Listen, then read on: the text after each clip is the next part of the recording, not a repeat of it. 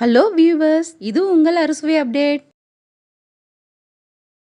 இன்னைக்கு நம்ம வீட்லயே எப்படி கரம் மசாலா பண்றதுன்னு பார்க்க போறோம். இது குறைவான செலவுல நம்ம வீட்லயே சூப்பரா ரெடி பண்ணிடலாம். நல்ல கமகமன்னு வாசனையா இருக்கும். நம்ம செய்யற சிக்கன் குழம்பு, மட்டன் குழம்பு இது கூட ஒரு ஸ்பூன் சேர்த்தோம் அப்படின்னா நல்ல கமகமன்னு வாசனையா இருக்கும். அதோட வெஜ் குருமா செய்யும் போதும் இது சேர்த்து செய்யலாம். வாசனையும் டேஸ்ட்டும் ரொம்ப நல்லா இருக்கும். வீடியோவுக்கு போறதுக்கு முன்னாடி நம்ம சேனல்ல போடுற வீடியோஸ்க்குலாம் லைக் பண்ணாமே நிறைய பேர் பார்த்துட்டு இருக்கீங்க. லைக் பண்ணி சப்ஸ்கிரைப் பண்ணி நம்ம சேனலுக்கு சப்போர்ட் பண்ணுங்க. வாங்க இந்த மசாலா எப்படி பண்றதுன்னு பார்க்கலாம். அதுக்கு ஒரு கடாயை ஸ்டவ்ல வச்சிருக்கேன். ஸ்டவ் ஆன் பண்ணல. நம்ம எல்லா பொருட்களையும் சேர்த்துட்டு அதுக்கப்புறம் ஆன் பண்ணிக்கலாம். இப்போ ஒரு பட்டையை பிச்சு வச்சுருக்கேன். இதில் சேர்க்குறதுக்கு சுருள் பட்டை எடுத்திருக்கேன். நீங்கள் சாதா பட்டை வாங்கிடாதீங்க. கடைகளில் சுருள் பட்டைன்னு கிடைக்கும், அது வாங்கிக்கோங்க. அதை இது போல் பிச்சுட்டு வச்சுருக்கேன். அதை கடாயில் சேர்த்துக்கிறேன். சேர்த்துட்டு அடுத்து 10 அன்னாசி பூ எடுத்திருக்கேன், அதையும் இது கூட சேர்த்துக்கிறேன். சேர்த்துட்டு 2 டேபிள் ஸ்பூன் அளவு கல்பாசி எடுத்திருக்கேன், அதையும் சேர்த்துக்கிறேன்.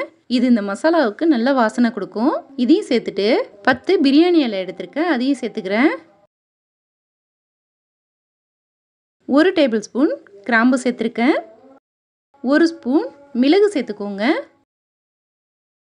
20 ஏலக்காய் எடுத்திருக்கேன், அதையும் சேர்த்துக்கிறேன். சேர்த்துட்டு 10 காஞ்ச மிளகாய் போட்டுக்கிறேன். இது சேர்க்கும்போது கொஞ்சம் கலர் கொடுக்கும். சேர்த்துட்டு 1 டேபிள் ஸ்பூன் மல்லி,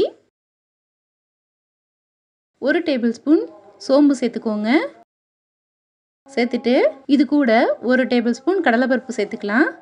எல்லாத்தையும் சேர்த்துட்டு ஸ்டவ் ஆன் பண்ணிக்கிறேன். மிதமான சூட்டில் வச்சுட்டு இதை நல்லா வறுத்து விட்டுக்கோங்க. முழுமையாக வறுப்பட தேவையில்லை, நல்லா சூடு ஏறினா போதும். அந்தளவுக்கு இதை வறுத்து விட்டுக்கோங்க.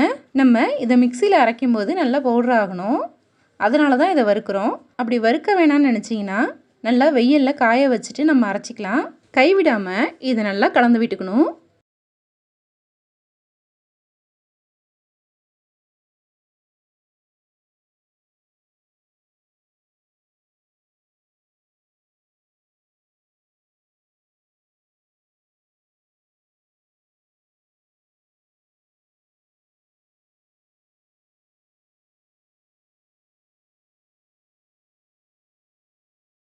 இப்போது எல்லாமே நல்லா கலந்து விட்டுட்டேன். நல்லா சூடாயிடுச்சு.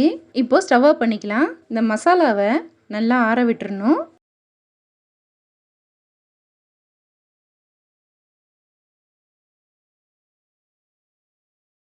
நல்லா ஆறிடுச்சு. இது ஒரு மிக்ஸி ஜார் எடுத்திருக்கேன்.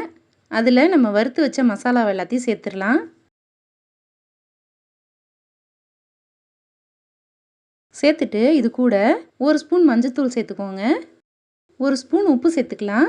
நான் எப்போவுமே இந்த மசாலா ரெடி பண்ணும்போது உப்பு சேர்த்து தான் அரைச்சி வைப்பேன், ஏன்னா இது நீண்ட நாளைக்கு கெட்டு போகாமல் இருக்கும். இப்போ நம்ம ரெடி பண்ணுற மசாலா 2லேருந்து 3 மாதம் வரைக்கும் நமக்கு கெட்டு போகாமல் இருக்கும். நீங்கள் ஃப்ரிட்ஜில் வச்சும் யூஸ் பண்ணலாம். இப்போது இதை நல்லா அரைச்சிட்டு வந்துடலாம். இப்போது நல்லா அரைச்சிட்டு வந்துட்டேன்.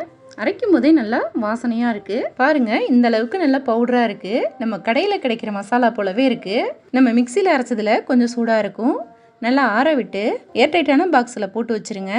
வெளியில் வச்சு யூஸ் பண்ணுறீங்கன்னா 1லேருந்து 1.5 மாதம் வரைக்கும் யூஸ் பண்ணலாம். அப்படி நீங்கள் அதிகமாக ரெடி பண்ணி வைக்கிறீங்கன்னா ஃப்ரிட்ஜில் வச்சு யூஸ் பண்ணுங்கள். இப்போ எப்படி அரைச்ச உடனே வாசனை வருதோ கடைசி துளி வரைக்குமே இதே மணத்தோடையே இருக்கும். நம்ம சமைக்கிற வெஜ்ஜு நான்வெஜ்ஜு எல்லாத்துக்கூடவும் 1 ஸ்பூன் சேர்த்துட்டோம் அப்படின்னா கமகமன்னு வாசனையோட நல்லா சுவையாகவும் இருக்கும். இது ரெடி பண்ணுறதுக்கு எனக்கு 70 ரூபாயிலேருந்து 80 ரூபா வரைக்கும் தான் செலவாச்சு.